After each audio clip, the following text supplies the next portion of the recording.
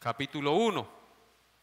Seguimos con el estudio expositivo del glorioso Evangelio según San Juan. Así que abran sus Biblias en San Juan capítulo 1, por favor. Vamos a estar allí. En nuestro estudio consecutivo del Evangelio de Juan, hoy concluiremos el capítulo 1, meditando en los hechos ocurridos en el último de los 4 días sucesivos narrados en este primer capítulo. Así que les invito a leer Juan 1, versículos 43 al 51. Todos con su Biblia en este texto. Juan 1, versículos 43 al 51. Dice así la palabra de Dios.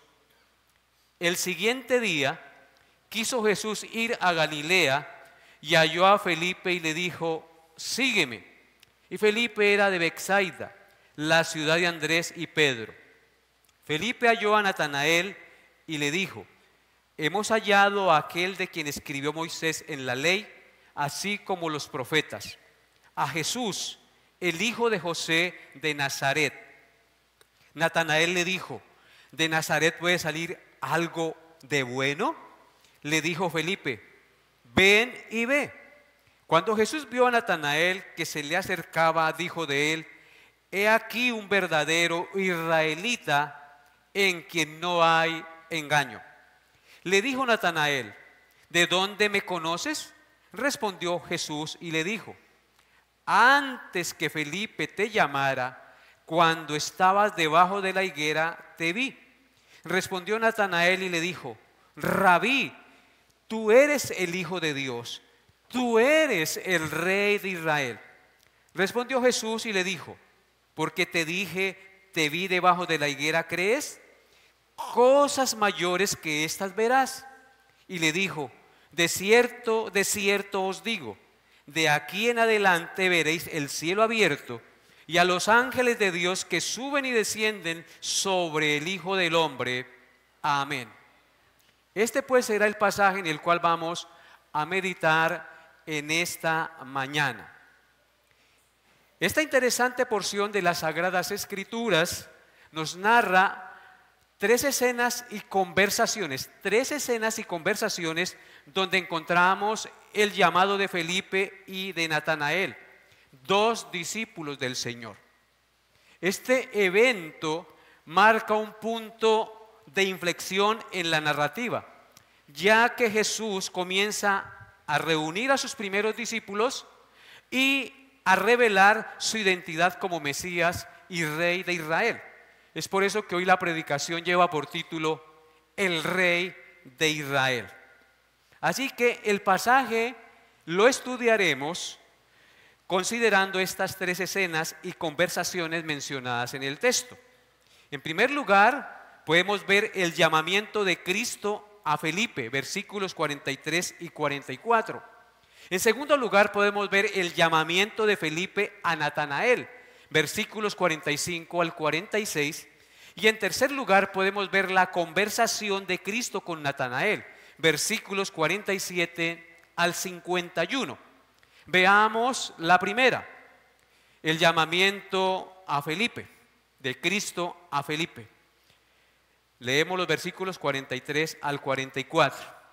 ¿Todos ahí listos?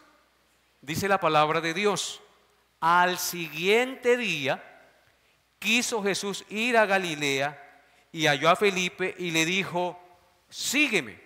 Y Felipe era de Betsaida, la ciudad de Andrés y Pedro. Amén. Nos dice el texto el siguiente día, haciendo referencia a los hechos consecutivos que sucedieron el 4.º día narrados en este primer capítulo. Si ustedes leen este primer capítulo, ahí se dice el siguiente día, el siguiente día, el siguiente día y el siguiente día. Este es el 4.º día narrado. Así que el siguiente día hace referencia a los hechos ocurridos en el 4.º día narrados en este primer capítulo. Dice que Jesús quiso o decidió ir a Galilea. Recordemos que Jesús estaba en Betania, al otro lado del Jordán, en la parte oriental, donde Juan estaba predicando y bautizando, y allá iban multitudes.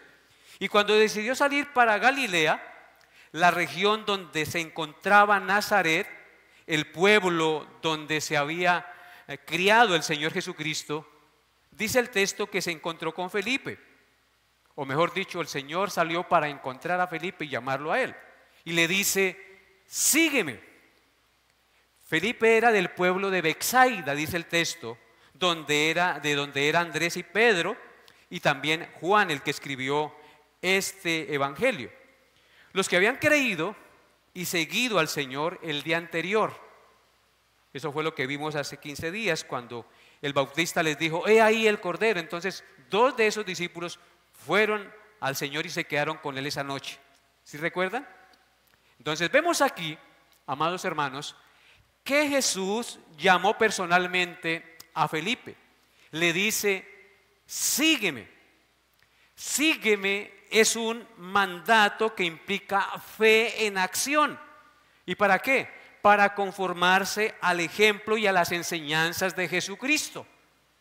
Por lo que sucede posteriormente, se implica claramente que Felipe creyó, obedeció y se convirtió en discípulo del Señor Jesucristo.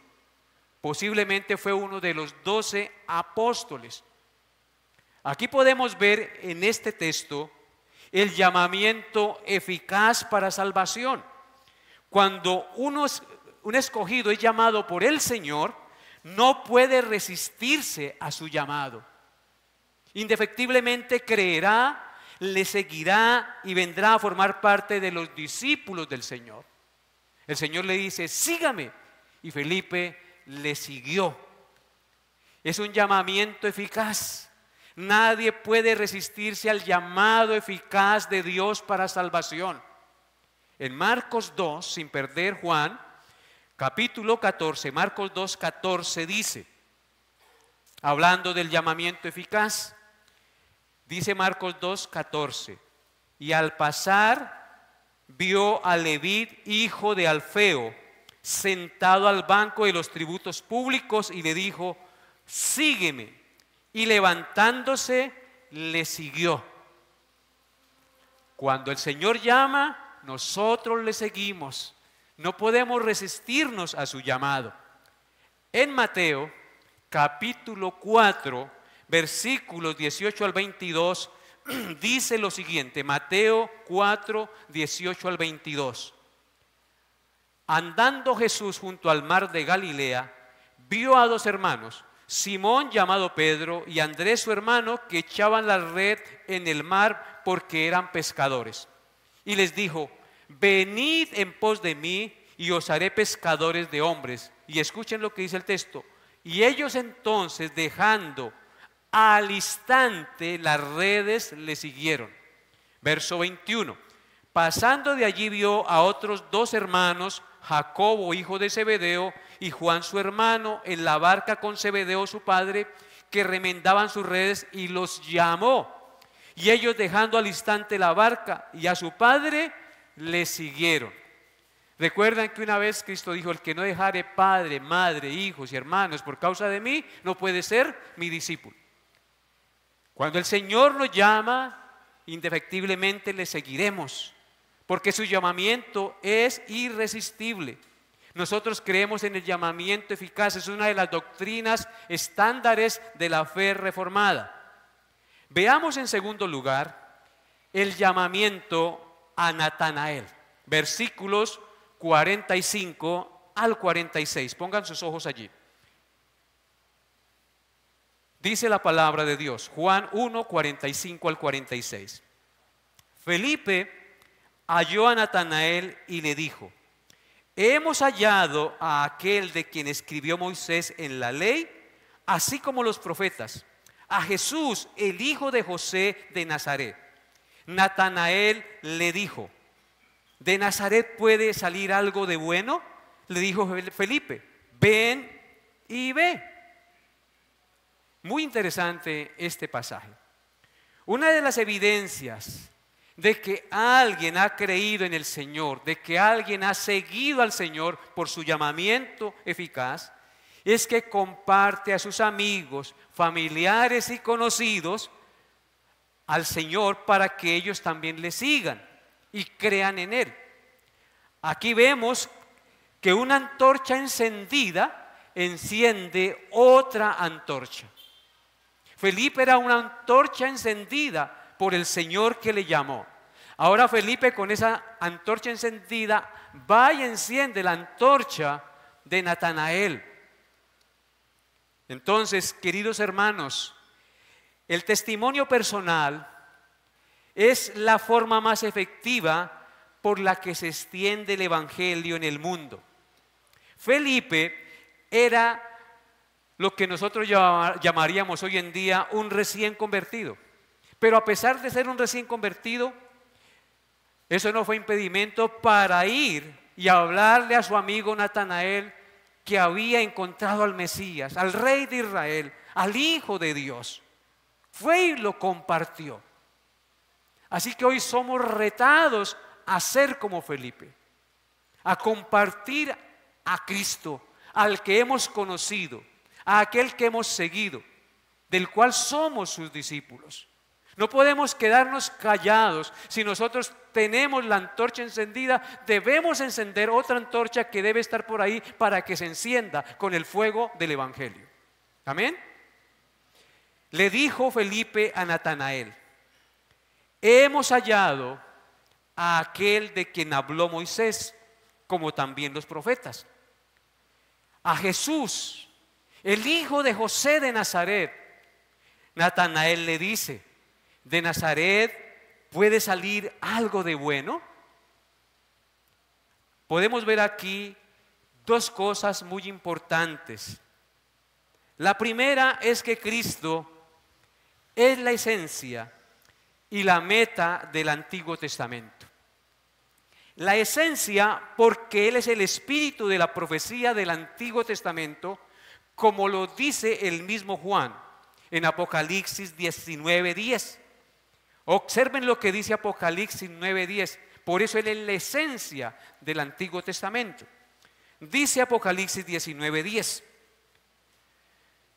yo me postré a sus pies para adorarle.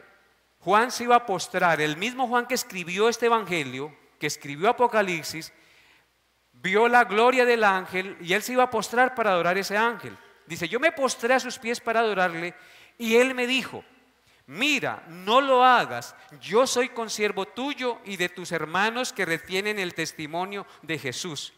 Adora a Dios, porque el espíritu de Jesús es el espíritu de la profecía. ¿Qué es Jesús? El espíritu de la profecía, el que le da vida a este libro, amados hermanos. El Antiguo Testamento no tendría razón de ser si Cristo no es el centro. Yo les decía la otra vez que la imagen del Cordero traspasa como una lanza todos los libros de la Biblia, desde el Génesis hasta el Apocalipsis. Así que, hermanos, Jesucristo es la esencia porque Él es el espíritu de la profecía.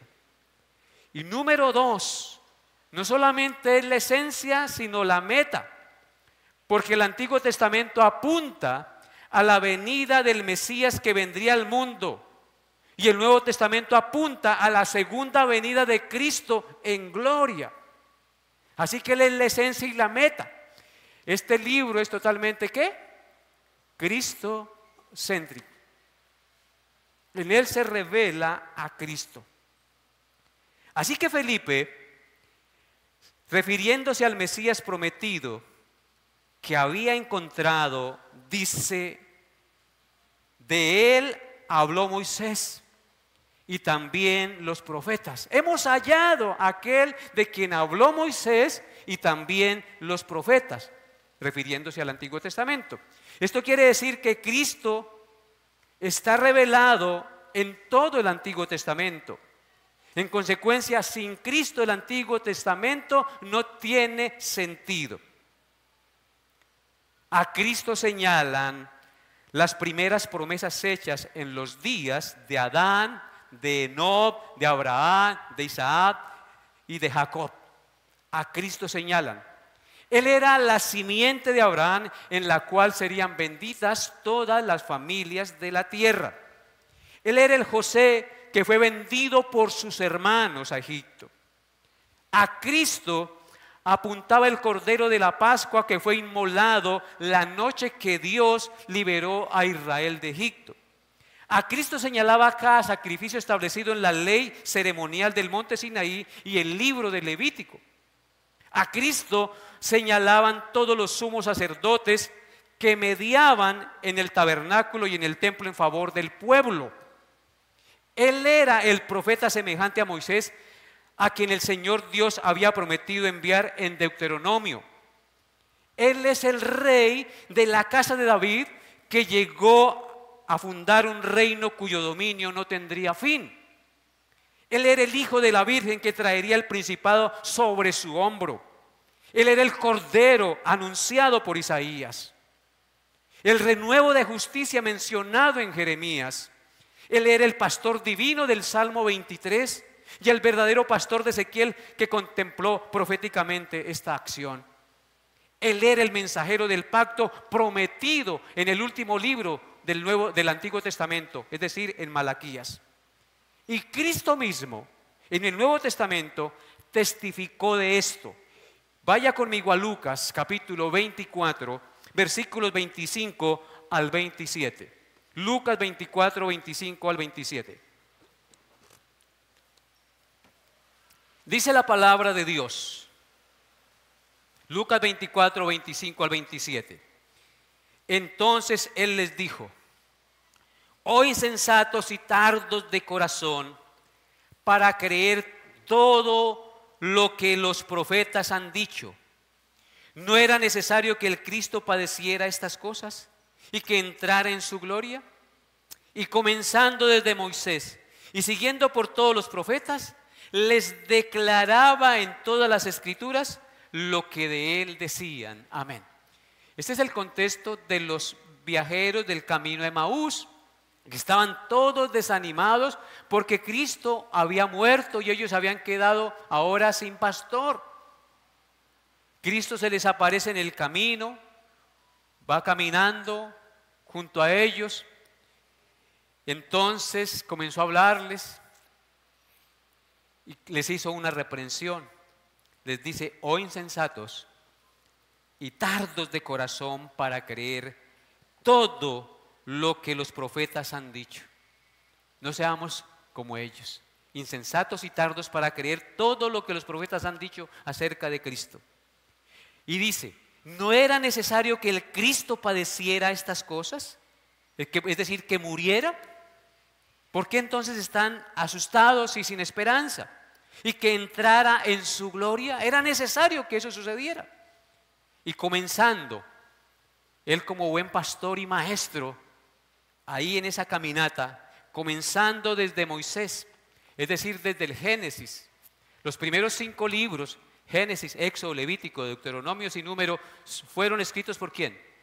Por Moisés. Comenzando por Moisés y siguiendo por todos los profetas, les declaraba en todas las escrituras, escuchen bien, lo que de él decían. Así que de Cristo está impregnado todo el Antiguo Testamento.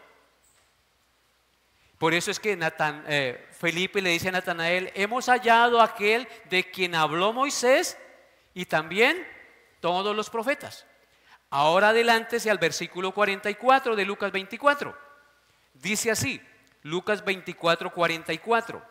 Y les dijo: estas son las palabras que os hablé estando aún con vosotros, que era necesario que se cumpliese todo lo que está escrito de mí en la ley de Moisés, en los profetas y en los salmos. Aquí ya nombra 3 cosas. Moisés, ley, pero dice Moisés, profetas y los salmos. Todo lo que está escrito de él en Moisés, profetas y salmos. Así que Cristo testificó de esto. Si usted va a San Juan capítulo 5, verso 39, Miren el Señor cómo reprende a los fariseos. San Juan 5:39. Dice así: escudriñad las escrituras, les dice el Señor, porque a vosotros os parece que en ellas tenéis la vida eterna y ellas son las que dan testimonio de mí. Cuando Él les dice eso, Él hace referencia a las escrituras del Antiguo Testamento. Escudriñen el Antiguo Testamento porque ellas son las que dan testimonio de mí. Ustedes que se creen tan sabios, tan entendidos, tan estudiosos de la palabra, ¿no se han dado cuenta que de ellas hablan que yo soy el Mesías? Adelántese al versículo 45 y 46. Allí lo tenemos, mire. Dice: no penséis que yo voy a acusaros delante del Padre. Hay que nos acusa, Moisés, en quien tenéis vuestra esperanza. Porque si creyeseis a Moisés, me creeríais a mí, porque de mí escribió él. Amén. Así que ellos no quisieron ver que tenían al Mesías frente a él. Ellos que se ufanaban de ser los estudiosos de la ley, no habían podido ver que tenían frente a sus ojos al Mesías prometido. Y la segunda cosa que vemos en este segundo punto que estamos analizando es que Dios hace de aquello que a los ojos de los hombres es insignificante algo grande y valioso. Dios hace de aquello que a los ojos de los hombres es insignificante y de poca importancia algo grande y valioso. Cuando Felipe le dice a Natanael: hemos hallado a aquel de quien escribió Moisés en la ley, así como los profetas, que fue lo que acabamos de ver, a Jesús, el hijo de José de Nazaret, Natanael le dice: ¿de Nazaret puede salir algo bueno? Este cuestionamiento de Natanael nos hace entender que Nazaret era un pueblo insignificante, como podríamos decir hoy un pueblucho, de poca monta, de poca importancia a los ojos de los israelitas, porque de allí nunca había salido algún profeta, mucho menos iba a salir el Mesías prometido, y mucho menos de una humilde familia, de un hijo de carpintero que se llama José de Nazaret. Pero aquello que a los ojos de los hombres es menospreciado y de poca importancia y de poco valor, Dios lo hace grande y lo hace valioso. ¿Saben para qué, hermanos? Para que nadie se jacte en su presencia. Para que nadie se jacte en su presencia. ¿Quién iba a creer que el hijo de un humilde carpintero fuera el Mesías prometido, el Rey de Israel, el Hijo eterno de Dios? ¿Quién iba a creer eso? Luego ese no fue el que estuvo en la casa con su papá arreglándole la patica a la mesa que se nos dañó. Luego ese no es el que la pasa ayudándole al papá y a barrer a la mamá y haciendo de comer. Claro, él era muy conocido ahí entre el pueblo. ¿Qué iban a creer ellos? Que ese iba a ser el Mesías prometido. Cuando pienso en esto, se fortalece mi alma, lo digo con sinceridad, amados hermanos, porque nada grande y bueno hay en mí como pastor. No hay nada especial en mí. Yo no soy nadie, no tengo títulos académicos. Yo era un humilde peluquero, hermanos. Pero al Señor le plació llamarme a formar parte de sus hijos y de sus siervos. Nada bueno había en mí. Miedoso, me daba miedo hablar en público, me temblaban las piernas cuando estaba en el colegio, me temblaban las piernas, me trababa, me ponía rojo. No sé qué vio el Señor en mí, nada.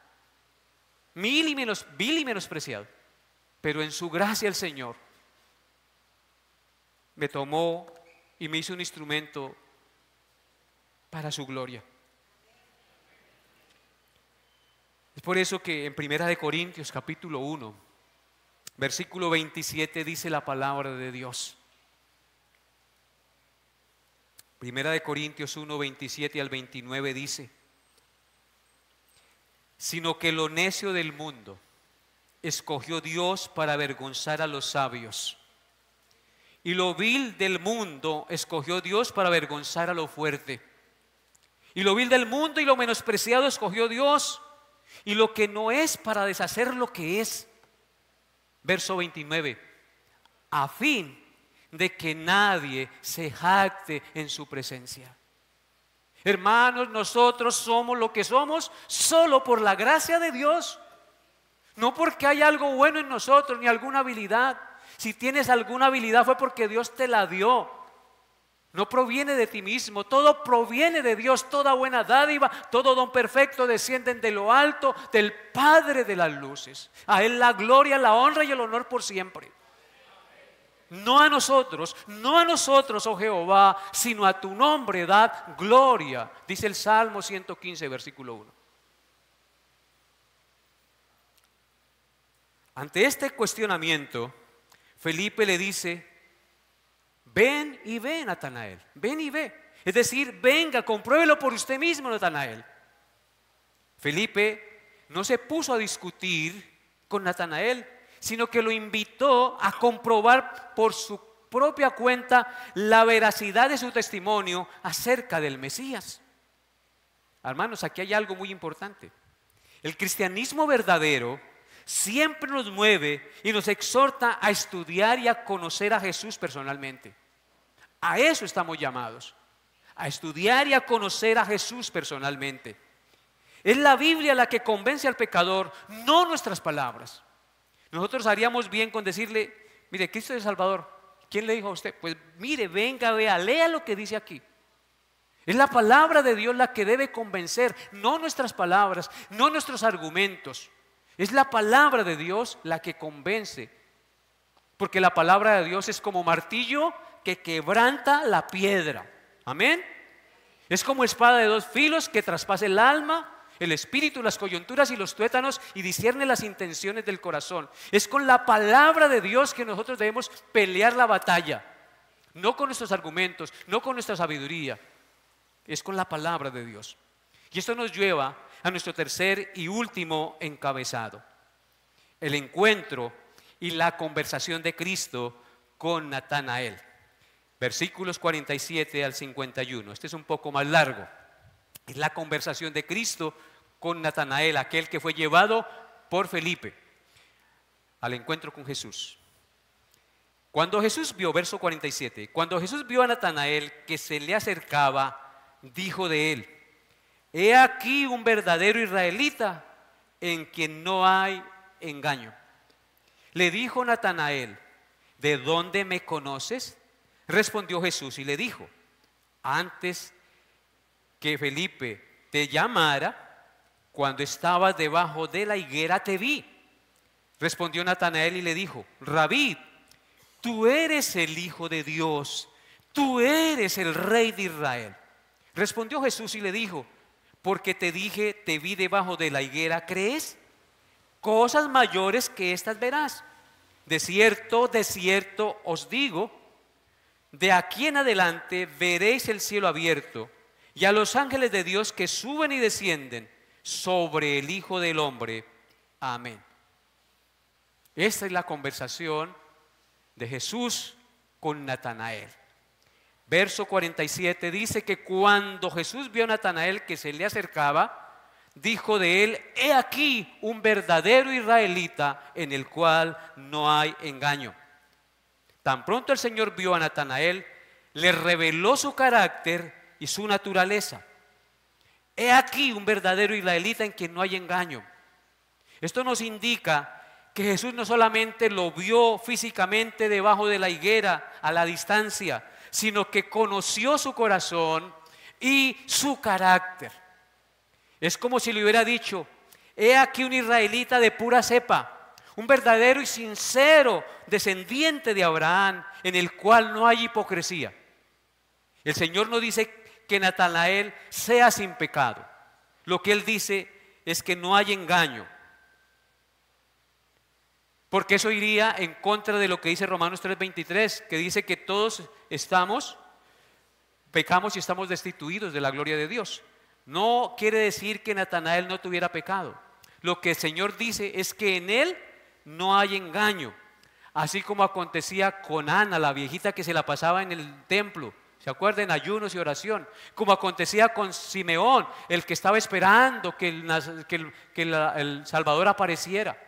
Natanael era uno de esos israelitas sinceros que buscaban a Dios sinceramente, porque ellos desde pequeñitos conocían la Torá y fueron instruidos. Era un israelita sincero. Era un israelita que buscaba sinceramente a Dios y no como los fariseos, que eran solo apariencia e hipocresía. Porque no todos los que descienden de Abraham son hijos de Dios, sino los que son hijos según la promesa, dice la Biblia, son contados como descendientes de Abraham. Natanael era un hijo de Abraham que creía en el Hijo de la promesa, Cristo el Señor. Quiero que observen Romanos 9, versículos 6 al 8, sin perder el texto base, ¿no? Perdonen que les recuerde eso como a niños de escuela, pero a mí me gusta. Romanos 9, 6 al 8. Dice la palabra de Dios. No que la palabra de Dios haya fallado, porque no todos los que descienden de Israel son israelitas, ni por ser descendientes de Abraham son todos hijos, sino en Isaac te será llamada descendencia.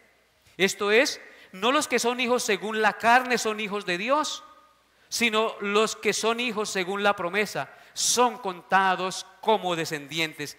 Así que Natanael era un hijo según la promesa, un hijo verdadero de Abraham que creía en el Señor.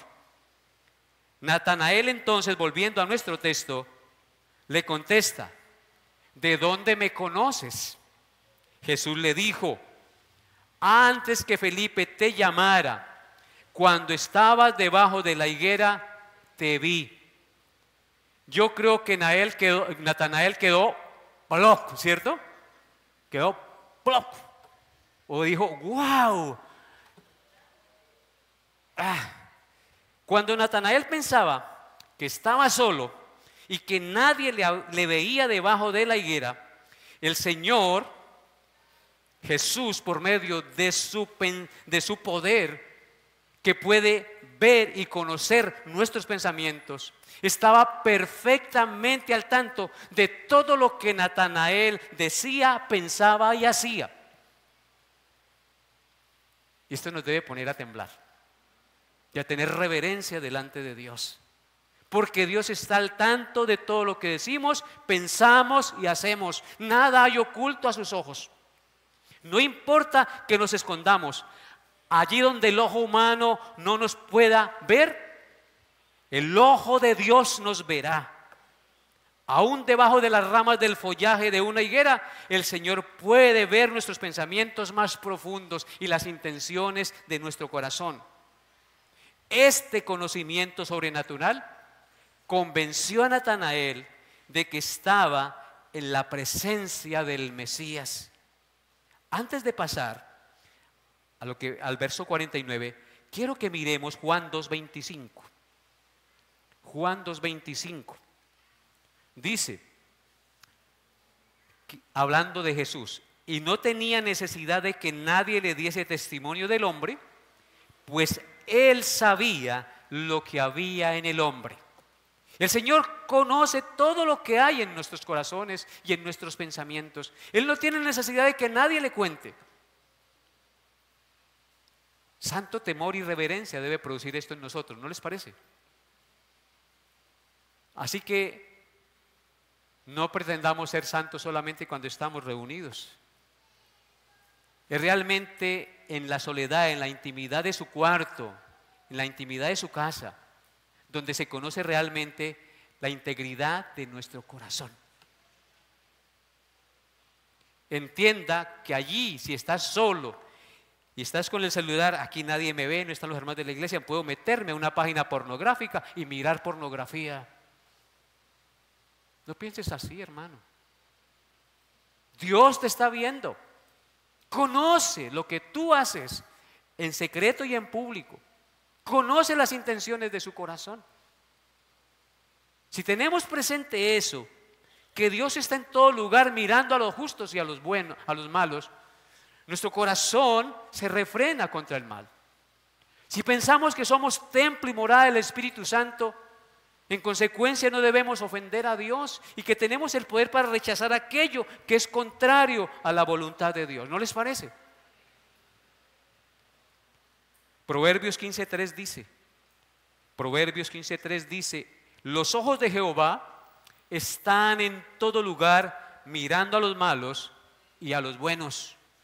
Y en el Salmo 139 versículos 1 al 3 dice, Salmo 139, 1 al 3, oh Jehová, tú me has examinado y conocido. Tú has conocido mi sentarme y mi levantarme. Has entendido desde lejos mis pensamientos. Has escudriñado mi andar y mi reposo.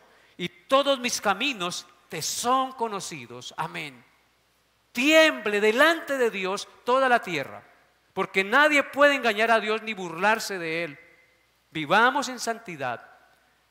Vivamos carandeu, de cara a Dios. Versículo 49, volviendo a nuestro texto, Natanael le responde, después de que Jesús le da esa respuesta, debajo de la higuera te vi antes de que Felipe te llamara. Natanael le responde, tú eres el Hijo de Dios, tú eres el Rey de Israel. En otras palabras, Natanael creyó en Cristo. Vemos que Natanael, impactado por la respuesta de Cristo, de que el Señor tuviera el conocimiento de su carácter y de su corazón, entonces, iluminado por el Espíritu Santo y por el conocimiento previo que él tenía de las Escrituras, confesó que Jesús era el Hijo de Dios y el Rey de Israel. A eso debe llevarnos el conocimiento de las Escrituras, a reconocer a Jesús como el Hijo de Dios y el Rey de Israel. Esta declaración de Natanael no vino de sí mismo, sino de Dios mismo. Él fue el que se la reveló, como pasó con Pedro, cuando Jesucristo le dice, ¿quién dicen los hombres que soy yo? ¿Qué le contesta Pedro? Unos dicen que eres el profeta, bueno, otros le contestaron, unos que eres el profeta, otros que alguno de los que habían de venir. Y tú, Pedro, ¿quién dices que soy yo? Tú eres el Cristo, el Hijo del Dios viviente. ¿Y qué le dice el Señor? Bienaventurado Pedro, porque no te lo reveló carne ni sangre, sino mi Padre que está en los cielos. ¿Y esto para qué? Para que nadie se jacte en la presencia que fui yo por mi sabiduría, que entendí quién era Cristo. No, es Dios quien nos revela quién es Él. Estos dos títulos, Hijo de Dios y Rey de Israel, corresponden solo al Mesías prometido.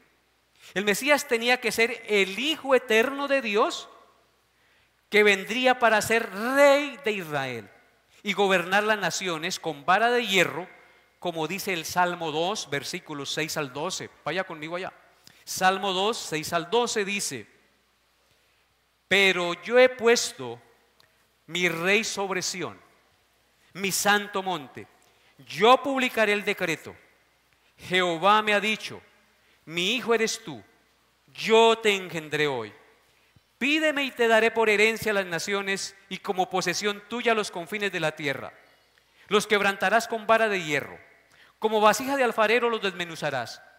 Ahora pues, oh reyes, sed prudentes, admitid amonestación, jueces de la tierra. Servid a Jehová con temor y alegraos con temblor. Honrad al Hijo, para que no se enoje y perezcáis en el camino, pues se inflama de pronto su ira. Bienaventurados todos los que en Él confían. Amén. Así que estaba profetizado que Cristo era el Rey, el Hijo de Dios. El Hijo de Dios que nacería para ser Rey de Israel. El ángel Gabriel anunció en Lucas 1:32 al 36 que el Señor Dios le daría el trono de David su padre y él reinaría sobre la casa de Jacob para siempre y su reino no tendría fin. en Mateo 2:2, cuando llegaron los sabios de Oriente a Jerusalén preguntando: ¿dónde está el rey de los judíos que ha nacido? Porque su estrella hemos visto en el oriente y venimos a adorarle. Lo reconocieron como el rey de Israel. En Lucas capítulo 23, 38, leemos que cuando nuestro Señor fue crucificado, le colocaron un título sobre su cabeza en letras griegas, latinas y hebreas. Este es el rey de los judíos.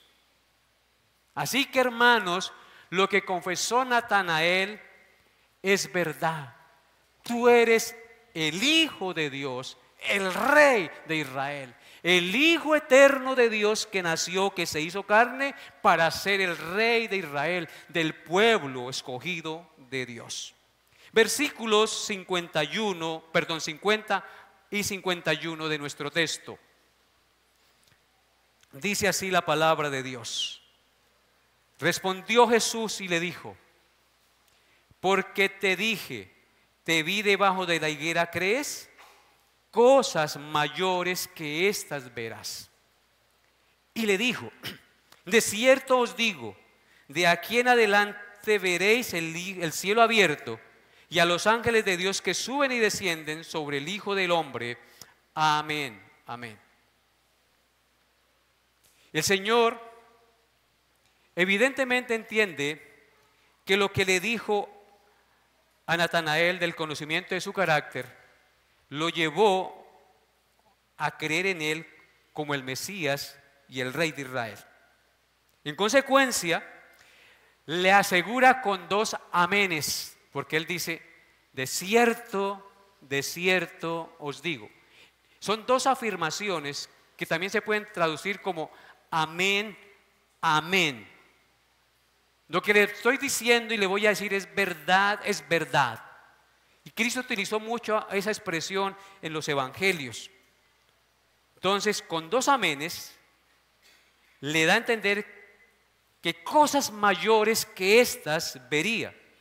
Y luego le dice en el verso 51, ¿cuáles son las cosas mayores que vería? De cierto os digo que de aquí en adelante veréis el cielo abierto y a los ángeles de Dios que suben y descienden sobre el Hijo del Hombre. Esta declaración es una bendición muy importante. Y lo más probable es que se refiera al cumplimiento de la visión que tuvo Jacob cuando huía de su hermano Esaú rumbo a Berseba, donde el tío Labán. Y él se quedó dormido en un paraje y puso una piedra de cabecera y allí tuvo un sueño. Los que han leído este pasaje saben a qué me refiero. Donde tuvo un sueño y vio una escalera que llegaba del cielo a la tierra. Y ángeles de Dios subían y descendían por ella. Y una voz que decía: en ti serán benditas todas las familias de la tierra. ¿Quieren comprobarlo? Vayan a Génesis capítulo 28, 12 al 14. Génesis 28, 12 al 14. Dice así la palabra de Dios.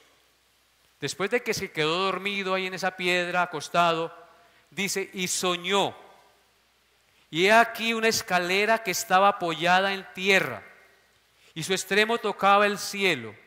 Y he aquí ángeles de Dios que subían y descendían por ella. Y he aquí que Jehová estaba en lo alto de ella, el cual dijo: yo soy Jehová, el Dios de Abraham tu padre, el Dios de Isaac. La tierra en que estás acostado te la daré a ti y a tu descendencia.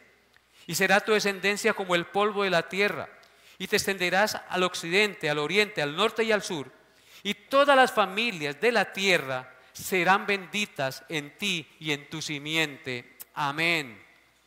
Hermanos, aquí es lo que está diciendo Cristo, es el cumplimiento de esta visión, de este sueño que tuvo Jacob cuando se quedó dormido.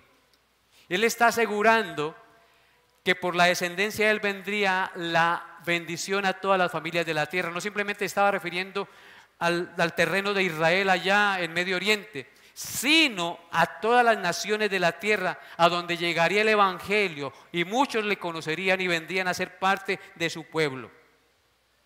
Entonces significa que los israelitas creyentes y los no creyentes verían el respaldo de Dios sobre Jesús con señales sobrenaturales, prodigios y milagros que ninguno había hecho y que sin duda lo acreditaban como el Mesías prometido.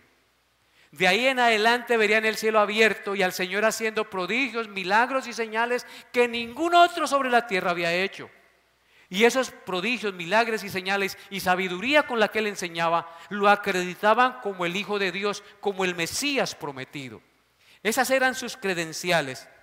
Significaba también que el cielo o el camino que fue cerrado por el pecado del primer Adán sería abierto por la obediencia del segundo Adán, es decir, de Cristo, nuestro Señor. Significa que Cristo es la escalera celestial que nos da acceso al cielo. El cielo se abrió y Cristo descendió para que nosotros tuviéramos acceso al Padre, y nadie va al Padre, recuerden, sino por Él. Cristo, con su muerte, rasgó el velo del templo de arriba a abajo y entró al lugar santísimo para obtener eterna redención, como dice en Hebreos 9, 11 al 14. Significa que el cielo se abrió y sus bendiciones salvíficas se han derramado por su divino poder, confirmado con prodigios, milagros y derramamientos del Espíritu Santo en el gran misterio del Evangelio, para que todo aquel que escuche lo crea. ¿Recuerdan lo que dijo Pablo en 1 Timoteo 3:16? Él dijo: e indiscutiblemente grande es el misterio de la piedad. Dios fue manifestado en carne, justificado en el Espíritu, visto de los ángeles, predicado a los gentiles, creído en el mundo, recibido arriba en gloria. Eso era lo que verían después de que Cristo se manifestó. Y es lo que se predica y se anuncia hasta el día de hoy en las iglesias, que Cristo vino al mundo para salvar a los pecadores, de los cuales dice Pablo: yo soy el primero, pero yo le digo, Pablo, no, yo soy el primer pecador de todos. Hermanos queridos, si no hubiese venido Cristo a este mundo y hubiese ofrendado su vida y hubiese abierto el cielo para que nosotros pudiéramos tener acceso, nadie sería salvo por su propia justicia. Así que nosotros debemos tener un corazón agradecido. El Hijo del Hombre, Cristo Jesús, es el eslabón entre el cielo y la tierra, el lazo de unión entre Dios y los hombres, el que por medio de su sacrificio reconcilia a Dios, el Dios santo, con el Dios pecador, con el hombre pecador. No puede haber unión entre Dios y el hombre si no está Cristo mediando esta unión. Él es el que nos une al Padre, el que quita el pecado para que nosotros seamos uno con el Padre. Cristo tomó nuestros pecados, los cargó sobre Él y murió y recibió el justo castigo que tú y yo merecíamos, para que nosotros no pereciéramos en el juicio eterno. Que Dios nos dé la gracia de entender esta gran verdad, amados hermanos. Sin Cristo no hay salvación. Sin Cristo no podemos entrar al cielo. Sin Cristo no podemos obtener perdón de pecados. Él es el Hijo de Dios. Él es el Rey de Israel que nació en este mundo, que venció la muerte, que venció el pecado y que venció a Satanás, que ascendió al cielo y se sentó a la diestra del Padre. Y de allí un día vendrá a juzgar a los vivos y a los muertos. Adorémosle, sirvámosle y rindamos nuestra vida a Él, porque solo Él es digno de gloria, honra y honor. Quiero terminar con unas cortas aplicaciones. El pasaje nos anima, amados hermanos, a seguir a Jesús. Hoy estamos siendo animados a seguir a Jesús, aunque tú ya le conozcas. Tú debes ser animado a seguir a Jesús, a andar en pos de Él, a poner la mano sobre el arado y a no mirar atrás. Pero el pasaje también nos anima a compartir la fe, a compartir a aquel de quien hemos creído. Y al hacerlo, podremos ver las cosas mayores que Dios tiene para nosotros. Porque cuando uno comparte y ese al que le compartimos cree por la gracia de Dios, podemos ver las cosas mayores, porque es ver un corazón y una vida transformada. Ver cómo se transforma un borracho a dejar de ser borracho, de ser mentiroso a decir la verdad, de ser adúltero a serle fiel a su esposa, a odiar el pecado y amar a Cristo, ver una vida transformada. Eso es poder de Dios, hermanos. Eso es poder de Dios. Y eso solamente se logra cuando predicamos y anunciamos el Evangelio del Señor. Sígueme, dice el Señor. Esa invitación sigue vigente hasta el día de hoy. Al igual que Felipe y Natanael, nosotros también somos llamados a seguir a Jesús. Y seguir a Jesús implica abandonar nuestros propios caminos y seguir al Cordero por donde Él va. Implica desarrollar una relación íntima con Jesús a través de la oración, la lectura de la Biblia, la comunión con los creyentes, el congregarnos, el animarnos unos a otros, el comprometernos a formar parte de una iglesia local, identidad con el cuerpo de Cristo. Implica permitir que la enseñanza y el ejemplo de Jesús, revelado en su palabra, renueve nuestra mente, nuestro carácter y para reflejar nuestras acciones al mundo. Si la palabra de Dios mora en mi corazón y en mi mente, voy a cambiar mi manera de actuar y eso se notará y se verá en el mundo y en medio de los que me rodean. Amén. Entonces, hermanos, les animo hoy a seguir a Cristo, a amar a Cristo y a servir a Cristo. Y les animo también a entender que tú no te puedes esconder del ojo escudriñador del Señor. Él conoce todo de ti como conocía todo de Natanael. Él puede ver tu sinceridad, pero también puede ver tu pecado y tu doblez. Así que reconoce hoy que no puedes esconderte de Dios. En consecuencia, ríndete a Él y vive para Él y sírvale con amor, con entrega, con sacrificio. Que Dios nos dé la gracia para poderlo hacer. Colóquense de pie, por favor, y oremos al Señor. Amado Señor, muchas gracias por este tiempo de estudio bíblico.